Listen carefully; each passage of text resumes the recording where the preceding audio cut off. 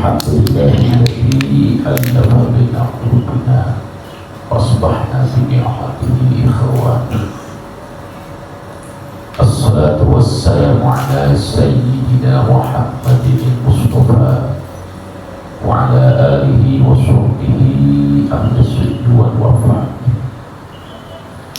أشهد أن لا إله إلا الله وحده لا شريك له وأشهد أن سيدنا محمدا عبده ورسوله شهادة تنجي قائلها من عذاب الأكبر وعذاب الأدنى. أما بعد سبحانك لا علم لنا إلا ما علمتنا إنك أنت العليم الحكيم. رب اشرح لي صدري ويسر لي أمري واحلل عقدة من لساني يفقهوا قولي. إلهي أنت مقصودي ومطلوبي أعطني محبتك ومعرفتك. Hadratul Muhtaramin jamaah sholat subuh masjid Darul Hidayah yang saya hormati, wabil khusus Ketua DPM, Bapak Imam dan pengurus yang lain, Bapak Ibu sekalian. Kita awali dengan ucapan alhamdulillah sebagai wujud syukur kita kepada Allah Subhanahu wa taala. Pada saat ini kita bisa bersama-sama melaksanakan sholat subuh dengan berjamaah. Mudah-mudahan sholat subuh kita serta ibadah yang lainnya kemudian ditambah dengan zikir dan ta'rif. Mudah-mudahan itu semua menjadi wasilah Allah senantiasa memberkahi hidup kita. Kita semua panjang umur, sehat walafiat, selalu di dalam lindungan Allah Subhanahu wa taala, dan akhir dari hayat kita semoga kita husnul khatimah. Shalawat salam semoga oleh Allah dilimpahkan selalu kepada baginda Nabi besar Muhammad sallallahu alaihi wasallam, kepada keluarga beliau yang mulia, para sahabat yang utama, dan umatnya yang setia, khusus kita semua. Semoga kita diberikan kekuatan oleh Allah untuk senantiasa mengikuti apa yang diajarkan oleh Rasulullah kepada kita, sehingga kita juga dengan izin Allah mendapatkan syafaat Rasulullah sallallahu alaihi wasallam. Jamaah sekalian yang dirahmati Allah, kajian kita pada subuh ini kajian tafsir surat Al-Baqarah ayat 138. Bangga Pak Hadi dibaca. A'udzu billahi minasyaitonir rajim. Bismillahirrahmanirrahim. Subhanallah wa man ahsanu minallahi sibghah wa nahnu lahu 'abidun. Allahu 'azim. Subhanallah. Siapa yang lebih baik sibghahnya daripada Allah, dan kepadanya lah kami menyembah. Sadaqallah. Ya, kita akan bicara tentang sibghah. Bismillahirrahmanirrahim. Sibghatullah wa man ahsanu minallahi sibghah wa nahnu lahu 'abidun. Kata Allah, sibghah Allah. Waman, dan siapa, ahsanu yang lebih baik, minallahi dari Allah, sibghah dan sibghah, wa nahnu, dan kami lahu kepada Allah, abiduna, menyembah atau menjadi penyembahnya.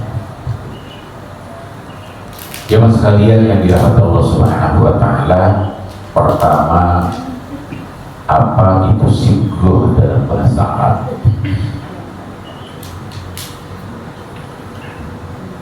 Kata tafsir Fakhrul Razi, sibgoh itu as-sibgoh atau as-sibgu adalah ma yulauna bihi thiyab, adalah perkara yang bisa mewarnai pakaian atau kain. Ya. Jadi pakaian yang dicelupkan atau diwarnai, maka dia disebut sibgoh, diwarnai. Pada asalnya begitu. Tsumma ikhtalafu fi muradi bisibghatillah ala aqwali. Tsumma kemudian ikhtalafu, para ulama berikhtilaf fil muradi, tentang yang dimaksud bisibghatillah, yang dimaksud dengan kalimat sibgoh Allah ala aqwali, atas beberapa pendapat. Yang pertama, al-qaulul awwalu, pendapat pertama, yang dimaksud dengan sibgoh Allah itu adalah annahu dinullah. Jadi sibgoh itu maksudnya agama Allah. Jadi kalau itu sibgoh Allah adalah agama Allah. Ya, ini kan menyambung dengan ayat-ayat sebelumnya. Ya, dulu kan pada ayat sebelumnya 136, qulu amanna billah, katakanlah oleh kalian kami beriman kepada Allah. Jadi mau datang dari Nabi manapun, ini bicara tentang Nabi Ibrahim sebelumnya. Wa ma unzila ilaina wa ma unzila ila Ibrahim wa Ismail wa Ishaq wa Yaqub wa al-asbab, dan seterusnya. Itu di dalam agama Allah itu la nufarriqu baina ahadin, itu ajaran-ajaran yang dibawa oleh para nabi itu tidak ada bedanya di antara mereka, prinsip-prinsipnya. Nah, karena pada waktu itu sudah muncul sibgoh dalam pengertian yang lain, ya, khususnya dengan umat Nasrani. Sibgoh itu sama maknanya dengan baptis. Ya. Muncul seperti itu, jadi beda. Padahal ayat sebelumnya sudah mengatakan kita beriman kepada apa yang ditujukan oleh Allah kepada kami. Itu para nabi itu tidak ada perbedaan ajaran-ajarannya, prinsipnya. Hanya nanti masalah teknis saja yang berbeda. Sholatnya misalnya yang 50 kali, yang 5 kali, dan seterusnya. Kemudian syariat dalam arti terkait dengan hukum fikihnya ada sedikit berbeda. Zaman Nabi Adam itu tidak ada istilah mahram ghair mahram, hanya dengan saudara satu kandung bisa nikah. Nanti pada masa Nabi Ibrahim berubah lagi, tapi pada prinsipnya orang itu harus nikah. Itu aja. Tapi teknisnya, nah gitu ya. Dengan saudara belakangan, zaman kita sudah sepupu, sudah boleh nikah. Nah, itu ajarannya sama, prinsip-prinsipnya. Bahwa sholat, harus zakat, harus puasa, harus haji, semuanya sama. Di dalam bab muamalah, dan mudah-mudahannya sedikit agak berbeda, karena memang situasi belum memungkinkan. Bagaimana mungkin kalau zaman Nabi Adam keturunannya tidak boleh nikah dengan saudara sekandung? Karena manusia cuma itu doang, tidak ada lagi Adam yang kedua, dan itu dia punya keturunan sendiri. Nah gitu ya. Ya, sibgoh. Yang pertama dimaknai oleh para ulama bahwa sibgoh itu adalah annahu dinullah, agama Allah. Kemudian lima sumya dinullahi bisibghatillah. Sekarang agama Allah itu yang Islam. Kenapa disebut sebagai sibgoh? Kalau sibgoh itu adalah agama Allah, dinullah, pertanyaannya kenapa agama Allah itu disebut sibgoh? Yang dimaksud dengan agama Allah itu adalah Islam, kan? Inna dina indallahil Islam. Agama yang datang dari Allah itu disebut Islam. Semua agama yang Allah wahyukan kepada Nabi, para Rasul, dari mulai Adam sampai Nabi akhir zaman baginda Nabi Muhammad SAW, itu semuanya Islam. Nah sekarang kenapa ini disebut sibgoh?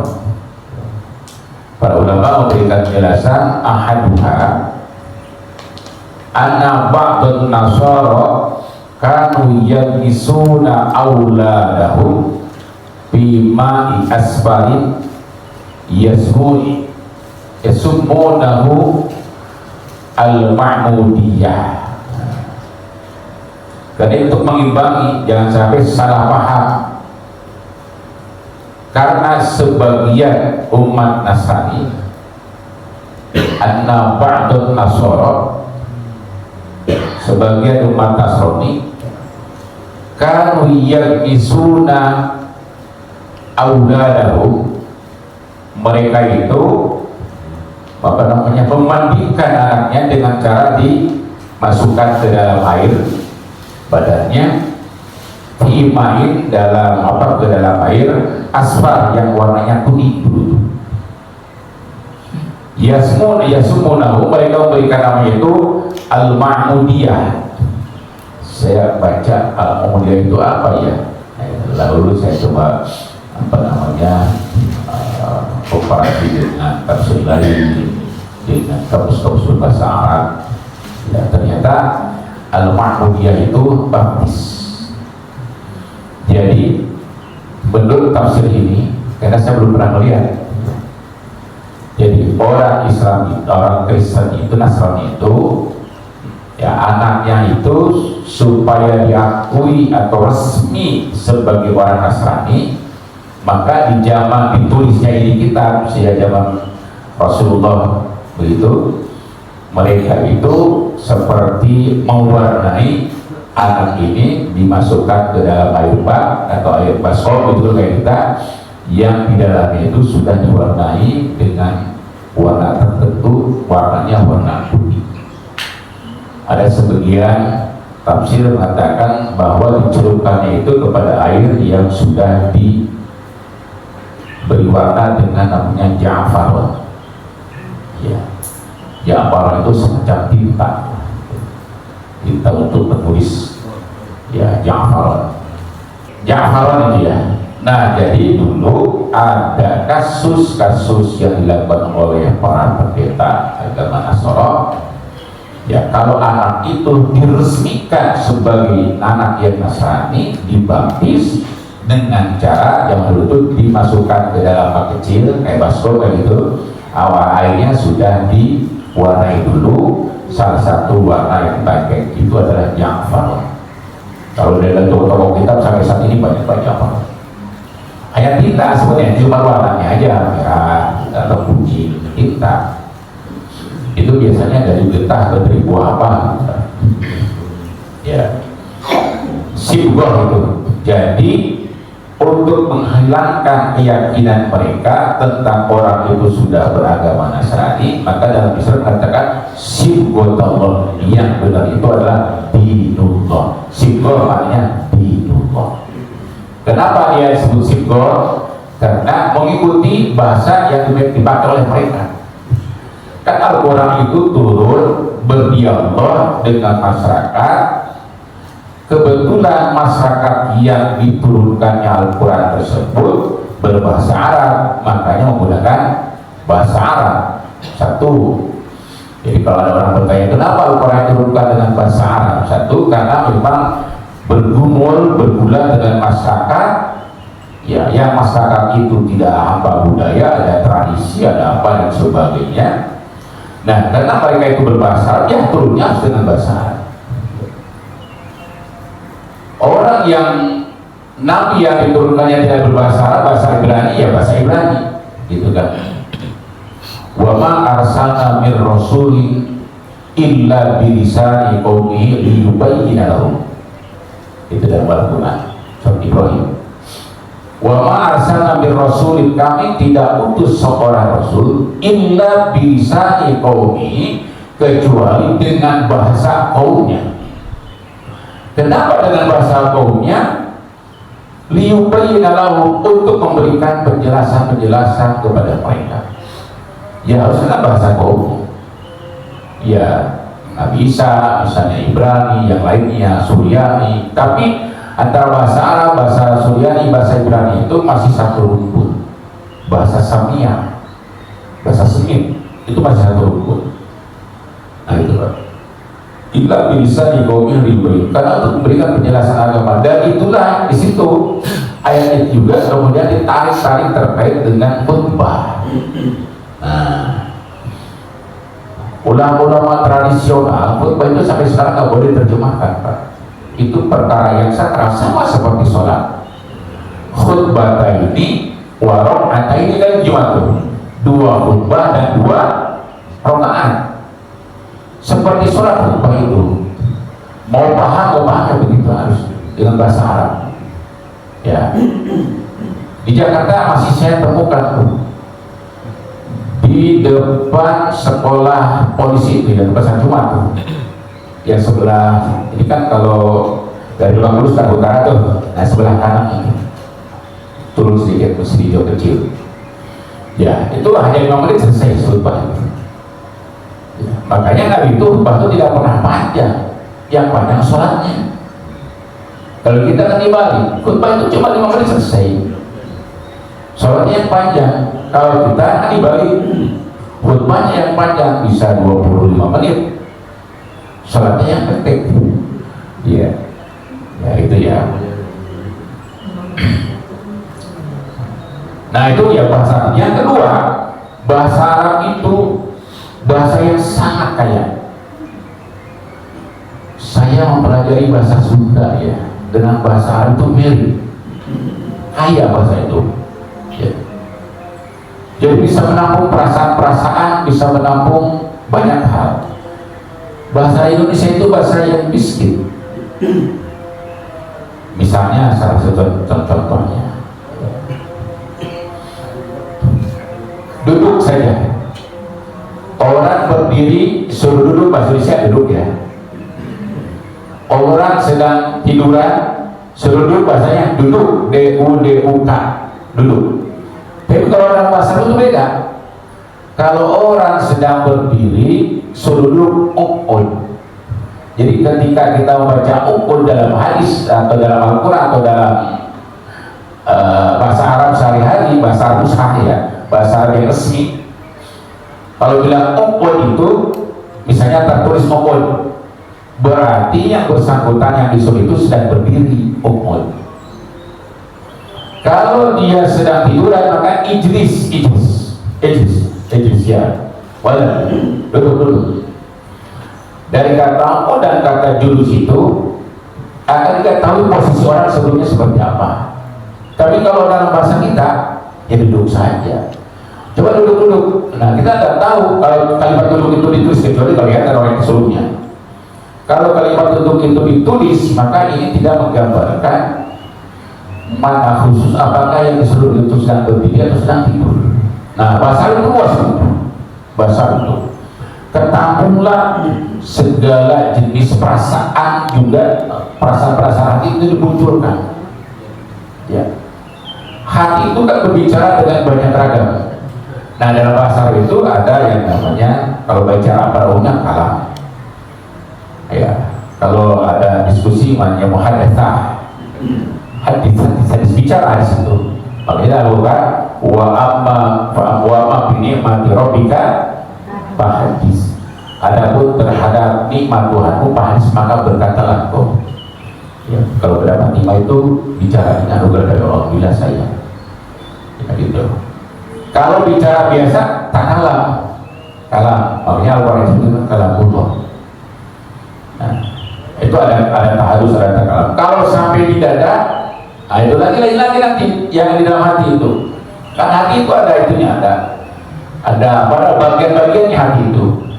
Ya kata para ulama, inna fis sadri, di dalam dada itu ada qalban, ada hati, qalbu.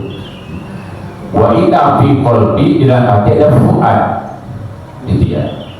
Wa anna fi fuad, itu hati yang di dalam, tapi fuad itu lebih kepada kecerdasan nalar, fuad itu. Ya. Di dalamnya lagi ada namanya lub, jamannya albab, kayak ada ulul albab, orang cerdas, ulul albab itu. Tapi kalau albab biasanya untuk kecerdasan spiritual. Di dalamnya lagi ada sir, ada rahasia, ada lagi khawatir. Khawatir itu bisikan-bisikan kecil yang ada dalam hati. Ya, itu kan biasa di bisikan setan. Di situ ada lagi dor, ada lagi anak. Itu banyak lapisan hati itu. Makanya lapisan hati itu, ya kata para ulama, ini lapisan spiritual maksudnya ya. Kalau orang bermaksiat itu kata Rasulullah akan ternoda satu noda. Nah, akan semakin banyak maksiat hatinya, semakin berbanyak lainnya gelap hati. Gelap itu tidak bisa menangkap cahaya dari Allah. Seperti cermin yang kotor tidak bisa menangkap dengan baik sinar matahari walaupun selalu sangat terang. Tapi kalau cerminnya bening, maka sinar matahari itu akan bisa tertangkap dan bisa dipantulkan. Saya waktu kecil kan rumah di kampung pakai itu tuh kolong, ada kolongnya tuh, ya panggung ya betul. Nah, kan kadang-kadang banyak gelap tuh. Nah, tinggal gitu aja. Cari cermin itu materinya, tapi pakai soal terang tuh, karena begitu.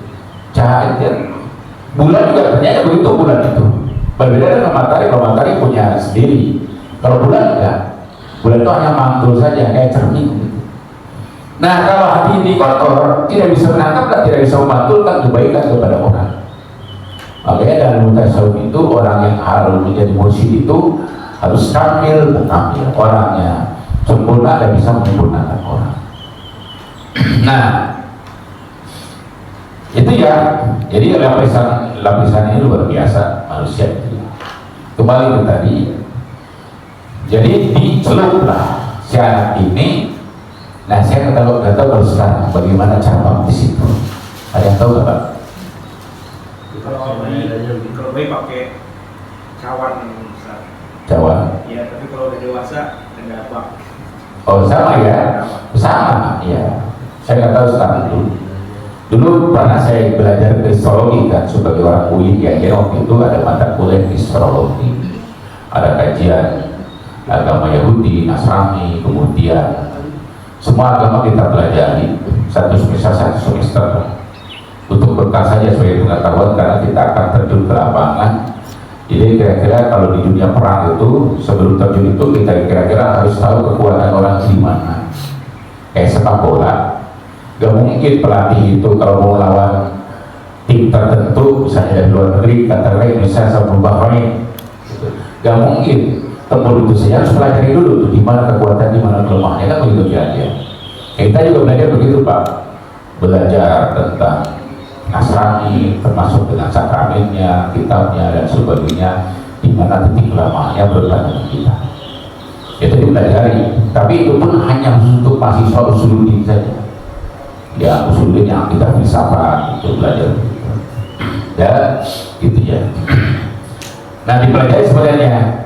Jadi kalau kata kita ini sebutkan anna ba'dun nasoro kanu yaghnisuna auladahum fi ma'i asfari yasumuna al-ma'mudiyah. Jadi mereka kalau anaknya supaya resmi sebagai orang Nasrani dibaptis dengan cara dimandikan, dicelupkan, nah gitu, dicelupkan ke dalam air yang sudah diwarnai. Nah kalau sekarang diwarnai atau masih airnya bening, ya mungkin ya itu kan soal teknis barangkali ya, bisa saja. Padahal dalam Islam itu setiap anak itu lahir dalam Islam. Karena manusia itu sudah berjanji di hadapan Allah Subhanahu wa Ta'ala. Ya. Wa asyhadahum ala anfusihim alastu birabbikum qalu bala syahidna. Lihat surah Al-A'raf ayat 172. Kita itu bersahadat, maka begitu lahir ke dunia itu kita sudah Islam sebenarnya. Kayaknya dalam disebutkan kullu mauludin yuladu 'ala fitrah, setiap anak yang lahir ke dunia itu dilahirkan dalam keadaan fitrah. Fitrah itu Islam. Ya, makanya kalau anak apapun agamanya begitu lahir meninggal di surga ya, walaupun agamanya Yahudi atau Nasrani, anaknya kan tidak punya apa-apa, jadi tidak mengenal dosa warisan. Nah ini coba sekalian, di dalam tafsir disebutkan bahwa mereka melakukan baptis itu atau disebutkan ma'mudiyah, itu dicelupkan itu anak ya. Ini dalam rangka menghilangkan dosa warisan, resmi dia sebagai orang Nasrani. Nah, menanggapi itu kan harus dikomentari oleh Al-Quran. Al-Quran kan bicara tadi ya, bergumul dengan budaya, dengan keyakinan dan sebagainya. Bagaimana Islam memandang? Islam mengatakan sibghatullah, itu yang itu agama Allah, yang tidak pakai begitu-begitu. Hanya dalam Islam itu yang ya ada perintah wajib hukumnya, diantaranya berkhitan. Itu ada ulama memahami sibghatullah ini sin di samping agama Islam juga adalah berkhitan bagi laki-laki. Kalau perempuan mah nggak susah dihitan, nggak apa-apa. Ya. Iya. Kalau laki-laki berkhitan itu dibersihkan kulum, yang kulumnya. Nah itu ada yang memahami itu sebagai tanda keislaman orang. Nah makanya dalam agama Islam itu anak dikhitan itu sebaiknya masih kecil, bahkan sebelum 40 hari sudah dikhitan. Itu simbol juga, tanda keislaman kata sebagian ulama. Ya. Bagaimana hukumnya? Wajib. Akibat wajib kalau dilaksanakan berdosa. Apakah dosanya sepanjang belum di itu atau sekali saja dosanya? Nah itu berdebatnya di kalangan ulama. Baik. Nah jadi berkhitan itu hukumnya wajib bagi laki-laki, tidak wajib bagi perempuan, mustahab perempuan itu.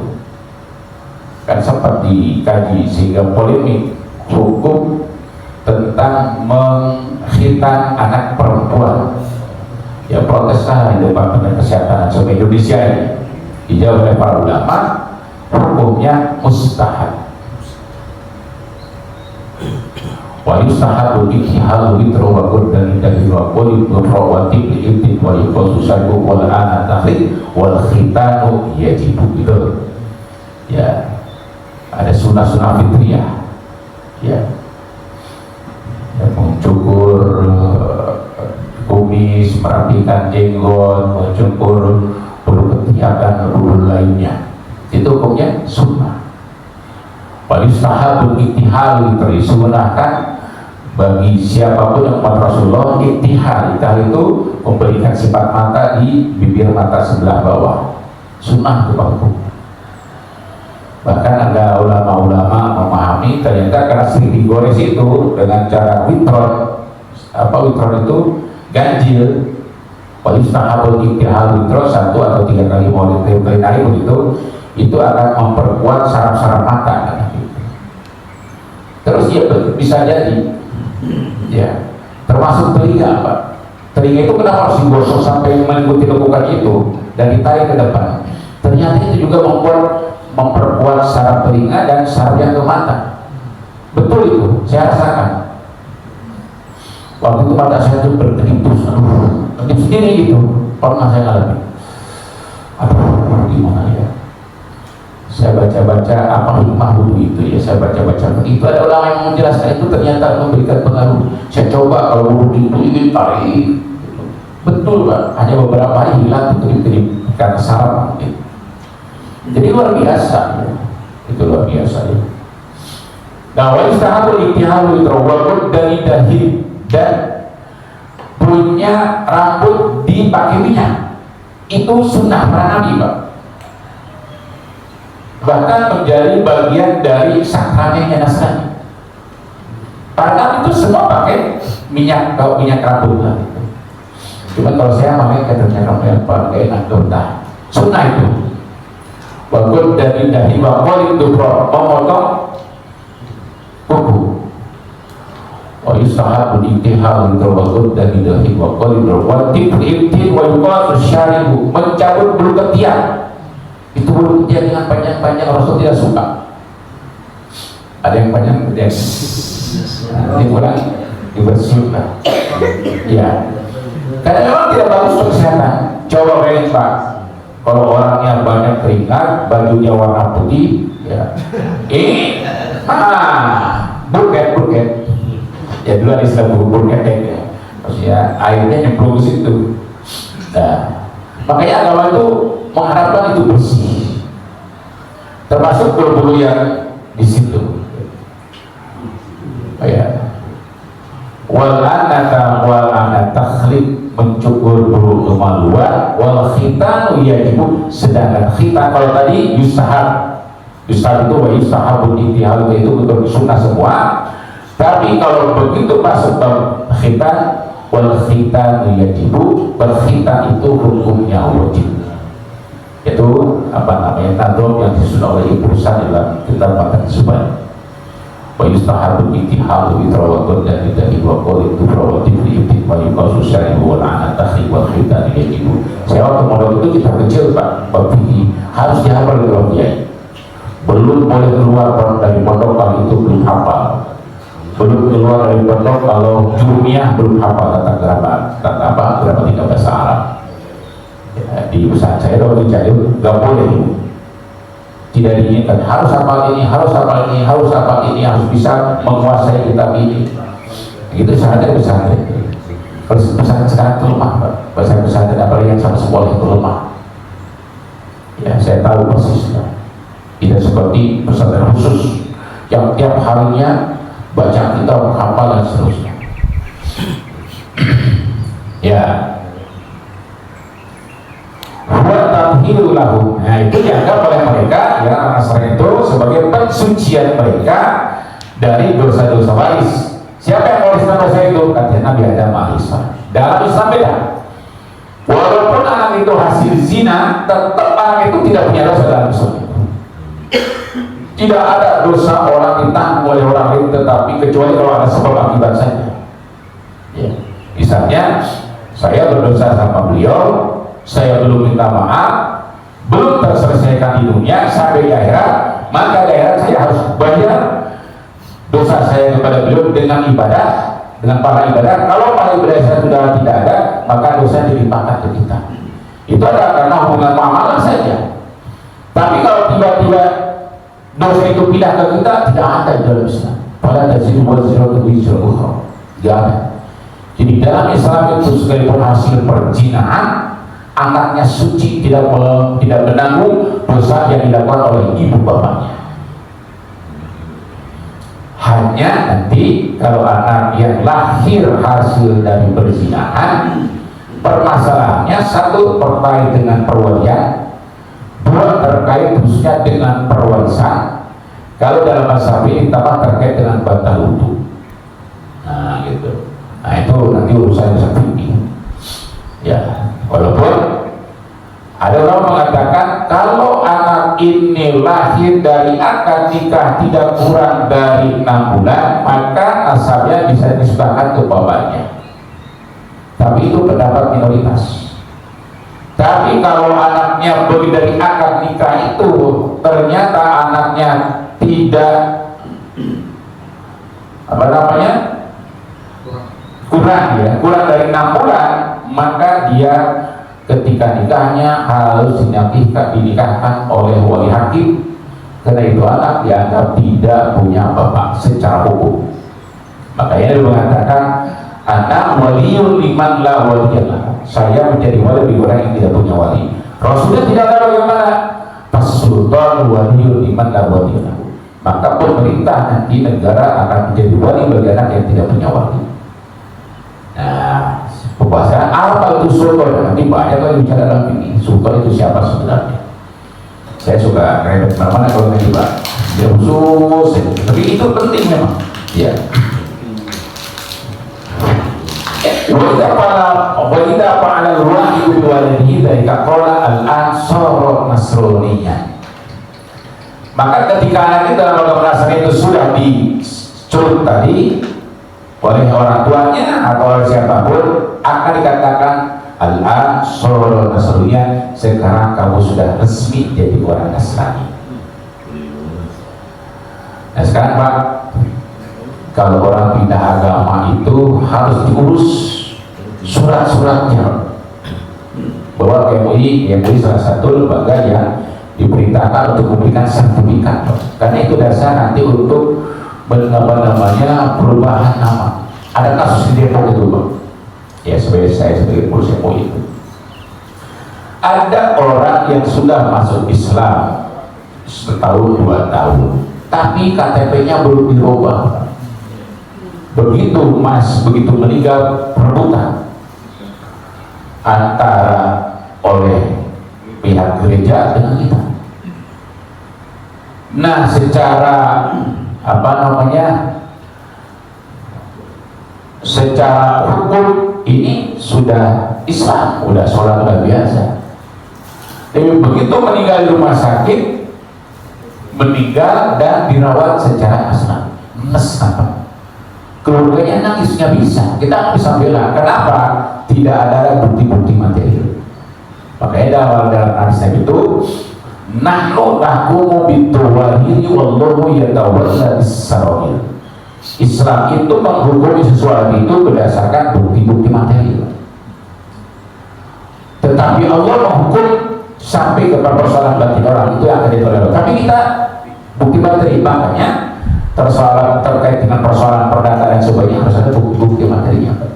Islam itu mengajarkan begitu, ada tertib administrasi. Tidak cukup dengan ucapan kalimat syahadat, lalu dibimbing, lalu surat dan sebagainya. Kalau KTP-nya belum dirubah, nanti ada perebutan. Kecuali mungkin kalau di daerah yang jauh dari gereja mungkin masalah. Ya.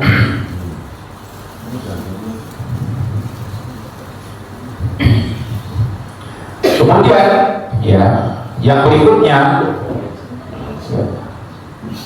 awal Qur'ani, pendapat yang kedua tentang sibgoh Allah itu apa maksudnya? Ya, kalau tadi kan dinullah, agama Allah yang Islam. Yang kedua, al-Qur'ani sibgoh Allahi fitratu. Sibgoh itu adalah fitrah. Sibgoh Allah itu adalah fitrah Allah. Nah pertanyaannya kemudian, apa itu fitrah?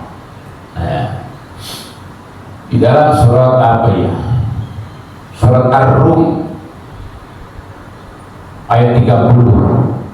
Ayat 30. Coba Pak Haji lihat surat ke-30 Ar-Rum. Suratnya ayat 30 Surat Ar-Rum ayat 30. Fa'aqim wajhaka lid-dini hanifa fitratallahi allati fatara an-nasa 'alaiha la tabdila li khalqillah. Coba lihat Pak. Ya, surat Ar-Rum ayat 30 ya. Coba baca Pak benar. Ya, kalau guru boleh minta tolong dengan kemudiannya ya. Ya baik, baca Pak.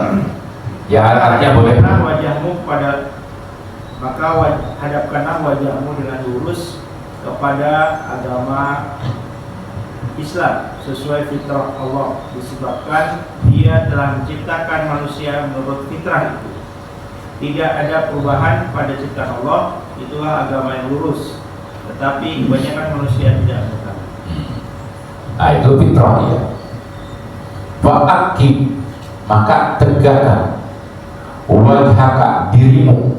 Disebut muka apa? Jangan diartikan mukanya begini, bukan ya. Wajah itu adalah gambaran universal tentang manusia. Di dalam bahasa Arab itu biasa ada kalimat itlaqul juz iradatul kul, disebutkan sebagian tapi yang dimaksud adalah keseluruhan. Itu biasa dalam bahasa Arab itu. Habis saya tidak punya muka. Tuhan tidak punya muka ya. Nah maksudnya bukan tidak punya muka. Nah itu kalimat itu kan bahasa kiasan. Kita dalam surat juga mengucapkan ini wajah tuh, ya Allah saya harapkan muka saya. Maksudnya bukan muka ini, hatinya juga kan begitu, harus dihadapkan kepada Allah dan salat itu. Nah itu dalam bahasa agama, itu dalam bahasa Arab itlaqul juz iradatul kul, disebutkan sebagian iradatul, tapi yang dimaksud adalah kul, keseluruhan manusia. Fa'akim wajhaka, hadapkanlah jiwamu, dirimu. Fa'akim wajhaka lidini hanifah, kepada agama yang tegak lurus dengan tauhid. Itu tauhid ya. Fitratullah, itulah agama Allah. Jadi fitrah itu agama Allah yang hanif, yang lurus, yang la ilaha illallah. Itu fitrah Allah itu begitu. Faqim wajhaka lidini hanifah fitratallahi allati fatara an-nasa 'alaiha, yang dengan agama itulah Allah menciptakan manusia. Jadi Allah menciptakan manusia itu sudah include di dalamnya dengan fitrah dari dinul Islam. Makanya ditanya lagi ketika kita di alam ruh itu, menurut surat Al-Baqarah 172 itu, wa asyhadu ala anfusihim alastu bi rabbikum, bukankah ini Rabbmu? Yang menarik Pak, tidak menggunakan alastu ilahakum, tapi alastu bi rabbikum, Rabb. Tidak menyebutkan alastu Allah, alastu ilahukum, bukan kabinet, tapi yang dipakai dalam Al-Quran alastu bi rabbikum, qalu bala syahidna. Kita mengatakan bala, tentu saja ya Rabb. Kalau kalimatnya dengan bukankah, maka jawabannya bala dan Al-Quran itu. Alaisa bala, alastu bala. Makanya ketika kita baca surat apa itu? Alaisa Allah bihakamin hakimin. Surat At-Tin ya? Wat-tini waz-zaitun. Di ujungnya kan itu, bukankah Allah itu adalah hakim seadil-adilnya? Alaisa Allah bihakamin hakimin. Jawabnya ada yang mengatakan sunnah, bala wa nahnu ala dzalika minasyahidin. Tentu saja, dan terhadap itu bahwa Allah sebagai hakim yang sebenarnya hakim, kami menjadi saksi. Bala wa nahnu ala dzalika minasyahidin. Disunahkan. Ulama mengatakan sampai pada ketika sholat mendengar itu boleh disambut dengan bala wa nahnu ala dzalika minasyahidin. Nah jadi alastu bi rabbikum, karena Rabb itu ingin menghadirkan pemahaman kepada manusia bahwa Tuhan kita itu namanya Rabb, Rabbul Alamin. Apa Rabb itu? Yang menciptakan itu. Makna Rabb itu dalamnya sudah include makna Rabb menciptakan, memfasilitasi, termasuk dengan agamanya, melindungi, mengembangkan sampai ke tingkat paling sempurna. Maksud Rabb. Ya berarti kalau begitu, bukankah aku ini, seakan begitu Allah mengatakan kalau di rincinya, bukankah aku ini adalah yang menciptakanmu, yang memfasilitasi hidupmu, yang melindungimu, yang mengembangkan hidupmu sampai menuju kesempurnaan. Dari mulai orang coba, siapa yang ngajari anak itu ketika anak itu lahir nangis? Siapa yang ngajari? Ketika anak ini pipis, ibunya sedang enak tidur, ya. Caranya apa? Bahasa komunikasi anak orang nangis. Lapar, coba kalau ibunya tidak tahu, anak ini tidak bisa menangis, lapar gimana? Jangan-jangan anaknya lapar, nangis dia. Itu namanya goriza. Ya goriza, itu hidayah dari Allah. Itu hidayah dari Allah itu banyak, ada goriza, ada akliyah, ada diniyah, kan begitu. Ada agama, ada akal, termasuk itu. Nah kalau goriza yang insting itu diberikan kepada selain manusia sekalipun, termasuk binatang. Nah kembali kepada bahwa fitrah ini, fa'im wajhaka lidini hanifah fitratallahi allati fatara. Jadi Bapak sekalian, yang dimaksud dengan sifat diartikan dengan fitrah itu, maka berarti kita harus tahu betul, sadar betul bahwa ketika kita dilahirkan itu sudah Islam, sudah beragama Islam. sudah tauhid, fa'ati wajhaka lidini hanifah fitrah, itulah fitrah Allah. Jadi agama yang lurus, agama la ilaha illallah, itulah fitrah. Maka nanti ketika manusia mencari agama lain di luar kesepakatan dengan Allah Subhanahu wa taala seperti itu, dia akan hancur. Lihat aja surat Ar-Ra'd ayat 25 kalau tidak salah. Surat Ar-Ra'd ayat 13. Saya tahu nggak tahu salah ayatnya. Ya. Walladzina yanquduna 'ahdallahi min ba'di mitsaqihi wa yaqta'una ma amarallahu bi ayyusala wa yusiduna fil ardi ulaika lahumul la'nah wa lahum su'ud dar. Dan mereka yang kuduna Allah, yang merusak perjanjian dengan Allah. Kita sudah berjanji di sana, Pak, di alam Tuhan, di alam Ruh. Yang kuduna, kita sudah berjanji berbaiat bersetia kepada Allah, janji mau taat kepada Allah, tiba-tiba kita maksiat, itu kan merusak perjanjian kita dengan Allah.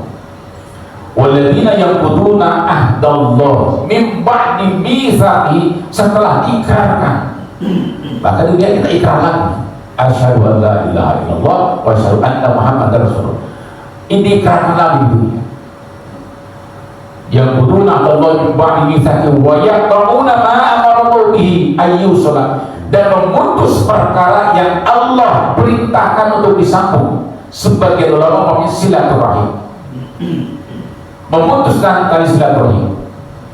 Wa yufsiduna fil ardi, yang ketiga, mereka yang melakukan kerusakan di muka bumi, maka mereka itu dipastikan laknat Allah. Walahum su'udar, di akhirat nanti dia akan mendapatkan su'udar, seburuk-buruk tempat kembali, neraka. Dipastikan begitu. Jangan menentang Allah. Kita ini sudah berbayar dari setia, Pak. Ya. Ada Pak Haji Klik, ayatnya coba disasar dari ayat 25. Ya, surat Ar-Ra'd surat ke-13. Walladzina yanquduna 'ahdallahi min ba'di mitsaqihi wa yaqta'una ma amarallahu bihi ayyusala wa yusiduna fil ardh ulaika lahumul la'nah wa lahum su'ud dar. Dan orang-orang yang melanggar janji Allah setelah diikrarkannya dan memutuskan apa yang diperintahkan Allah agar disambungkan dan berbuat kerusakan di bumi, mereka itu memperoleh kutukan dan tempat kediaman yang buruk atau jahanam. Ya, laknat itu di situ ditulisnya kutukan, ya. Laknat. Itu Pak, jangan sekali-kali janji mengingkari janji dengan Allah. Kita ini sudah janji taat. Makanya coba Allah itu, kamu sudah difasilitasi kita hidup di Allah. Mau melihat kasih mata, mau mendengar kasih kuping, mau mencium kasih hidung, mau merasa kasih lidah, kasih mulut, kasih jantung, kasih ginjal, kasih paru-paru, difasilitasi oleh Allah. Semua sisi bekerja dengan baik, kita sedang tiru sekalipun. Loh, berani-beraninya kita melawan Allah. Ditambah lagi nikmat-nikmat yang ada di dunia di luar diri kita. Iya. Buah, pohon, makanan, minuman, macam-macam. Dagingnya macam-macam, daging ikannya aja macam-macam di laut, berapa macam. Semua Allah ciptakan untuk kamu semua, wahai manusia. Tapi jangan rusak, karena ayat-ayat mengatakan wala tufsidu fil ardi, jangan rusak. Itu untuk manusia, tapi jangan rusak. Kita sudah difasilitasi oleh Allah, kenapa kita susah ibadah? Ya, kalau kita pikir-pikir kurang ajar tuh ya, kita usaha saya itu misalnya difasilitasi oleh Allah, diberikan petunjuk supaya jangan sesat, diberikan contohnya para nabi. Kan petunjuk itu masih abstrak, dicontohkan. Nabi khawatir tidak paham, dijelaskan oleh para ulama. Begini. Ya, baru gak punya duit seminggu aja, gerel aja. Ya, ada begitu. Yang mana orangnya? Jauh sekali Allah Subhanahu wa taala, yaitu yang kedua, sifat Allah itu adalah fitrah, Islam, kesucian. Jadi kita dilahirkan dunia itu dalam arti yang suci. Wal urusan yang ketiga adalah sifat Allah wa hiya al-khitan, Yang ketiga, sibgoh Allah itu adalah khitan. Tadi sunat, apa di khitan. Iya.